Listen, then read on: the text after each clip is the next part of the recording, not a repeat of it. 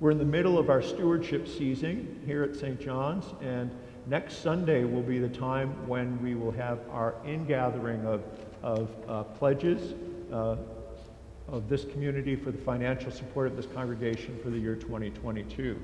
And to help us think about that, I invite our junior warden, Michael Tracy, to come forward at this time.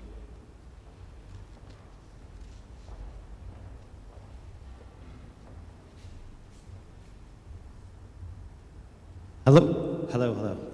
So the priest asked me to say a few words about giving, why I think it's important, why I do it. I actually did this before a few years ago, and when I talked before, I talked about the building itself and just what an amazing space it is. We spend all of our lives in really kind of drab, kind of utilitarian buildings, like grocery stores and banks and things like that. And I'm a public defender, so I'm in jail cells and windowless government offices. So to come into a space like this every week is incredible. And to hear the music and the preaching and the incense is really meaningful to be in a sacred space. At the time that I talked before, I said that, I don't know, I made a dumb joke. I said something about how my wife and I were fixing up our place, and that's like costing a fortune, so I can only imagine how much it costs to keep this place up and running. Now I'm on the vestry, so I don't have to imagine how much it costs. It's insane how much it costs.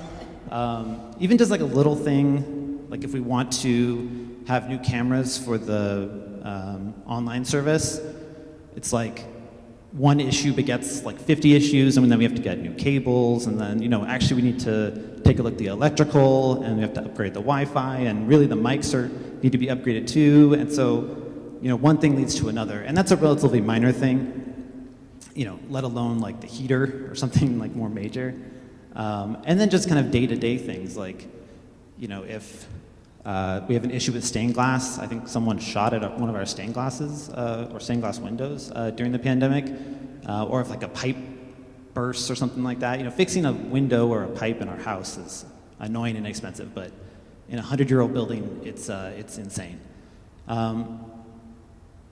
Another thing that's amazing about this space too, in addition to the beauty of it, is the history of it. And I think it's amazing. I think a lot about how when I'm here, I'm connected to, we're all connected to generations of people who have worshiped here and sang the same songs and heard the same word and said the same prayers in exactly where we're sitting right now, which is pretty amazing. My mom, when she was raised Episcopalian, she went to St. Paul's Cathedral downtown and went there for decades. And as you may or may not know it, that cathedral's not there anymore. It's like a office building now.